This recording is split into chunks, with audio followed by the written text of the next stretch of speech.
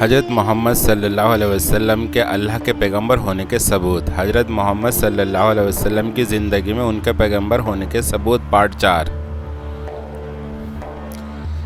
حضرت محمد صلی اللہ علیہ وسلم کی زندگی اس بات کی کھلی دلیل ہے کہ وہ اللہ کی طرف سے پیغمبر ہے۔ اس بات کے ثبوت میں آپ کو محمد صلی اللہ علیہ وسلم کی زندگی کا ایک واقعہ بتاتا ہوں، جس سے آپ پر ایک ستیہ کھل جائے گا کہ واقعی محمد صلی اللہ علیہ وسلم اللہ کے پیغمبر ہیں۔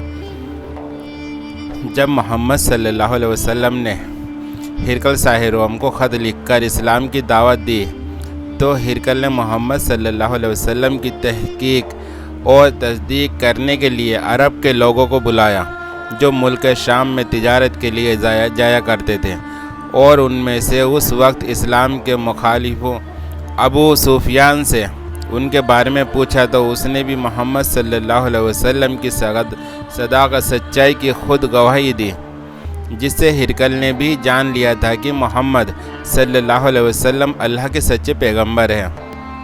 جب ہرقل شاہ روم کو محمد صلی اللہ علیہ وسلم کی طرف سے اسلام کی دعوت ملی تو ہرقل شاہ روم نے ان کے پاس قریش کے قافلے میں ایک آدمی بلانے کو بھیجا، اور اس وقت یہ لوگ تجارت کے لیے ملک شام گئے ہوئے تھے، اور یہ وہ زمانہ تھا جب محمد صلی اللہ علیہ وسلم نے قریش اور ابو سفیان سے ایک وقتی عہد کیا ہوا تھا۔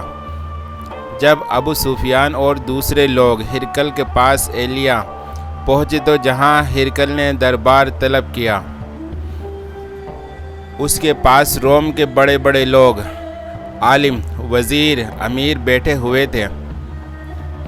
ہرقل نے ان کو اور اپنے ترجمان کو بلوایا، پھر ان سے پوچھا کہ تم میں سے کون شخص رسالت کے دعوے دار کا زیادہ قریبی عزیز ہے؟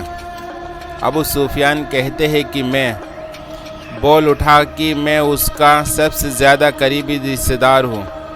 یہ سن کر ہرقل نے حکم دیا کہ اس کو ابو سفیان کو میرے قریب لا کر بیٹھاؤ اور اس کے ساتھیوں کو اس کی پیٹھ کے پیچھے بیٹھا دو۔ پھر اپنے ترجمان سے کہا کہ ان لوگوں سے کہہ دو کہ میں ابو سفیان سے اس وقت کے یعنی محمد کے صلی اللہ علیہ وسلم کے حالات پوچھتا ہوں۔ اگر یہ مجھ سے کسی بات میں جھوٹ بول دے تو تم اس کا جھوٹ ظاہر کر دینا۔ ابو سفیان کا قول ہے کہ اللہ کی قسم، اگر مجھے یہ غیرت نہ آتی کہ یہ لوگ مجھ کو جھٹلائیں گے تو میں آپ کی نسبت ضرور غلط بیانی سے کام لیتا۔ خیر، پہلی بات جو ہرقل نے مجھ سے پوچھی وہ یہ کہ اس شخص کا خاندان تم لوگوں میں کیسا ہے؟ میں نے کہا وہ تو بڑے اونچے نسب والے ہیں۔ کہنے لگا اس سے پہلے بھی کسی نے تم لوگوں میں ایسی بات کہی تھی؟ میں نے کہا نہیں۔ کہنے لگا اچھا، اس کے بڑوں میں کوئی بادشاہ ہوا تھا؟ میں نے کہا نہیں۔ پھر اس نے کہا بڑے لوگوں نے اس کی پیروی اختیار کی ہے یا نہ کمزوروں نے؟ میں نے کہا نہیں، کمزوروں نے۔ پھر کہنے لگا اس کے دعوے دار بڑھتے جاتے ہیں یا کوئی ساتھی پھر بھی جاتا ہے؟ میں نے کہا نہیں۔ کہنے لگا کہ کیا آپ نے اس دعوے نبوت سے پہلے کبھی کسی بھی موقع پر اس نے جھوٹ بولا ہے؟ میں نے کہا نہیں، اور اب ہماری اس سے صلح کی ایک مقرر مدت ٹھہری ہوئی ہے، معلوم نہیں وہ اس میں کیا کرنے والا ہے۔ ابو سفیان کہتے ہیں میں اس بات کے سوا اور کوئی جھوٹ اس بات چیت میں شامل نہ کر سکا۔ ہرقل نے کہا کیا تمہاری اس سے کبھی لڑائی بھی ہوتی ہے؟ ہم نے کہا کہ ہاں۔ بولا پھر تمہاری اور اس کی جنگ کا کیا حال ہوتا ہے؟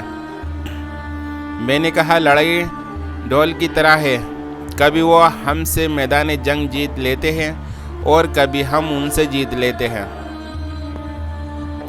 ہرقل نے پوچھا وہ تمہیں کس بات کا حکم دیتا ہے؟ میں نے کہا وہ کہتا ہے کہ صرف ایک اللہ کی عبادت کرو، اس کا کسی کو شریک نہ بناؤ اور اپنے باپ دادا کے شرک کی باتیں چھوڑ دو۔ اور ہمیں نماز پڑھنے، سچ بولنے اور پرہیزگاری اور صلہ رحمی کا حکم دیتا ہے۔ ہرقل کا جواب۔ یہ سب سن کر پھر ہرقل نے اپنے ترجمان سے کہا کہ ابو سفیان سے کہہ دے کہ میں نے تم سے اس کا نسب پوچھا تو تم نے کہا کہ وہ سب سے اونچے نسب کا ہے، اور پیغمبر اپنی قوم میں اونچے نسب کا ہی بھیجے جایا کرتے ہیں۔ میں نے تم سے پوچھا کہ دعوی نبوت کی یہ بات تمہارے اندر اس سے پہلے کسی اور نے بھی کہی تھی؟ تو تم نے جواب دیا کہ نہیں۔ تب میں نے اپنے دل میں کہا کہ اگر یہ بات اس سے پہلے کسی نے کہی ہوتی تو میں سمجھتا کہ اس شخص نے بھی اسی بات کی تقلید کی ہے جو پہلے کہی جا چکی ہے۔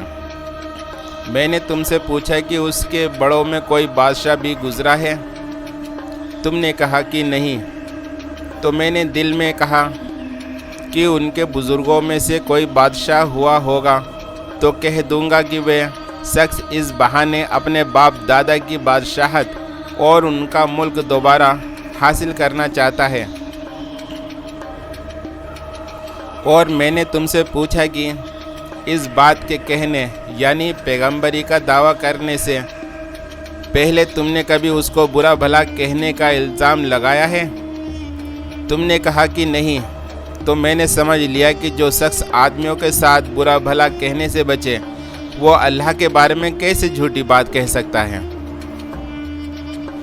اور میں نے تم سے پوچھا کہ بڑے لوگ اس کے پیرو ہوتے ہیں یا کمزور آدمی؟ تم نے کہا کمزوروں نے اس کی پیروی کی ہے۔ تو اصل میں یہی لوگ پیغمبروں کے مطمئن اور پیروکار ہوتے ہیں۔ اور میں نے تم سے پوچھا کہ اس کے ساتھی بڑھ رہے ہیں یا کم ہو رہے ہیں؟ تم نے کہا کہ وہ بڑھ رہے ہیں، اور ایمان کی کیفیت یہی ہوتی ہے یہاں تک کہ وہ کامل ہو جاتا ہے۔ اور میں نے تم سے پوچھا کہ آیا کوئی شخص اس کے دین سے ناخوش ہو کر مرتد اسلام کو چھوڑ دینا بھی ہو جاتا ہے؟ تم نے کہا نہیں۔ تو ایمان کی خاصیت بھی یہی ہے، جن کے دلوں میں اس کی خوشی رچ بس جائے وہ اس سے لوٹا نہیں کرتے۔ اور میں نے تم سے پوچھا کہ آیا وہ کبھی عہد توڑتے ہیں؟ تم نے کہا نہیں۔ پیغمبروں کا یہی حال ہوتا ہے کہ وہ عہد کی خلاف ورزی نہیں کرتے۔ اور میں نے تم سے کہا کہ وہ تم سے کسی چیز کے لیے کہتے ہیں، تم نے کہا کہ وہ ہمیں حکم دیتے ہیں کہ اللہ کی عبادت کرو، اس کے ساتھ کسی کو شریک نہ ٹھہراؤ، اور تمہیں بتوں کی پوجا سے روکتے ہیں، سچ بولنے اور پرہیزگاری کا حکم دیتے ہیں۔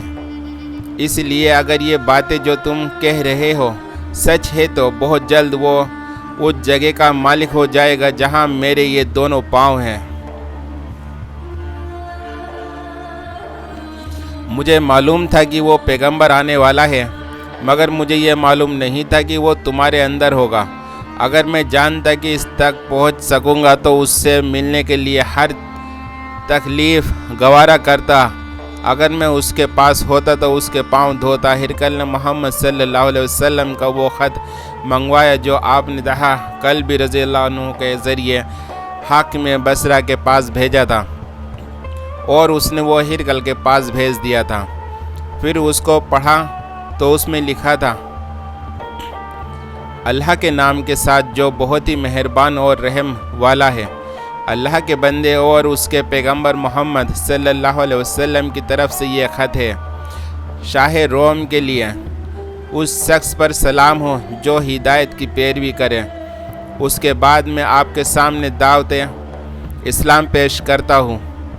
اگر آپ اسلام لے آئیں گے تو دین اور دنیا میں سلامتی نصیب ہوگی، اللہ آپ کو دوہرا ثواب دے گا، اور اگر آپ میری دعوت سے نافرمانی کریں گے تو آپ کی رعایا کا گناہ بھی آپ ہی پر ہوگا۔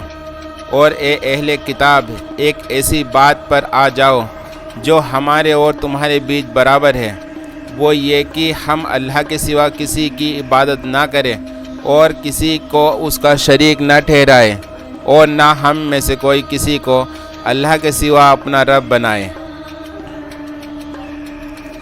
پھر اگر وہ اہل کتاب اس بات سے منہ پھیر لے تو مسلمانوں تم ان سے کہہ دو کہ تم مانو یا نہ مانو، ہم تو ایک اللہ کے اطاعت گزار ہیں۔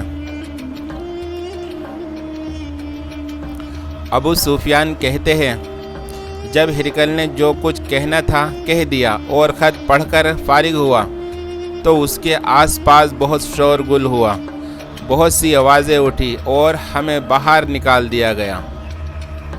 تب میں نے اپنے ساتھیوں سے کہا کہ ابو قبضہ کے بیٹے محمد صلی اللہ علیہ وسلم کا معاملہ تو بہت بڑھ گیا، دیکھو تو اس سے بنی اسفر روم کے بادشاہ بھی ڈرتا ہے۔ مجھے اس وقت اس بات کا یقین ہو گیا کہ محمد صلی اللہ علیہ وسلم بہت جلد غالب ہو کر رہیں گے، یہاں تک کہ اللہ نے مجھے مسلمان کر دیا۔ راوی کا بیان ہے کہ ابن نادور ایلیا کا حاکم، ہرقل کا درباری اور شام کے نصارہ کا لاٹ پادری بیان کرتا تھا کہ ہرقل جب ایلیا آیا تو ایک دن صبح کو پریشان اٹھا تو اس کے درباریوں نے پوچھا کہ آج ہم آپ کی حالت بدلی ہوئی پاتے ہیں، کیا وجہ ہے؟ ابن ناطور کا بیان ہے کہ ہرقل نجومی تھا، علم نجوم میں وہ پوری مہارت رکھتا تھا۔ اس نے اپنے ساتھیوں کو بتایا کہ میں نے آج رات ستاروں پر نظر ڈالی تو دیکھا کہ ختنہ کرنے والا کا بادشاہ ہمارے ملک پر غالب آ گیا ہے۔ بھلا اس زمانے میں کون لوگ ختنہ کرتے ہیں؟ انہوں نے کہا کہ یہود کے سوا کوئی ختنہ نہیں کرتا، سو ان کی وجہ سے پریشان نہ ہو۔ سلطنت کے تمام شہروں میں یہ حکم لکھ بھیجیے کہ وہاں جتنے یہودی ہوں سب قتل کر دیے جائیں۔ وہ لوگ انہی باتوں میں مشغول تھے کہ ہرقل کے پاس ایک آدمی لایا گیا جسے شاہ غسان نے بھیجا تھا۔ اس نے محمد صلی اللہ علیہ وسلم کے حالات بیان کیے۔ جب ہرقل نے سارے حالات سن لیے تو کہا کہ جا کر دیکھو وہ ختنہ کیے ہوئے ہے یا نہیں۔ انہوں نے اسے دیکھا تو بتلایا کہ وہ ختنہ کیے ہوئے ہیں۔ ہرقل نے جب اس شخص سے عرب کے بارے میں پوچھا تو اس نے بتلایا کہ وہ ختنہ کرتے ہیں۔ تب ہرقل نے کہا کہ یہ ہی محمد صلی اللہ علیہ وسلم اس امت کے بادشاہ ہیں جو پیدا ہو چکے ہیں۔ پھر اس نے اپنے ایک دوست کو رومیہ خط لکھا اور وہ بھی علم نجوم میں ہرقل کی طرح ماہر تھا۔ پھر وہاں سے ہرقل حمص چلا گیا۔ ابھی حمص سے نکلا نہیں تھا کہ اس کے دوست کا خط اس کے جواب میں آ گیا۔ اس کی رائے بھی محمد صلی اللہ علیہ وسلم کے ظہور کے بارے میں ہرقل کے موافق تھی کہ محمد صلی اللہ علیہ وسلم واقعی پیغمبر ہے۔ اس کے بعد ہرقل نے روم کے بڑے آدمیوں کو اپنے حمص کے محل میں طلب کیا اور اس کے حکم سے محل کے دروازے بند کر دیے گئے۔ پھر وہ اپنے خاص محل سے باہر آیا اور کہا، اے روم والو، کیا ہدایت اور کامیابی میں کچھ حصہ تمہارے لیے بھی ہے؟ اگر تم اپنی سلطنت کی بقا چاہتے ہو تو پھر اس نبی کی بیعت کر لو اور مسلمان ہو جاؤ۔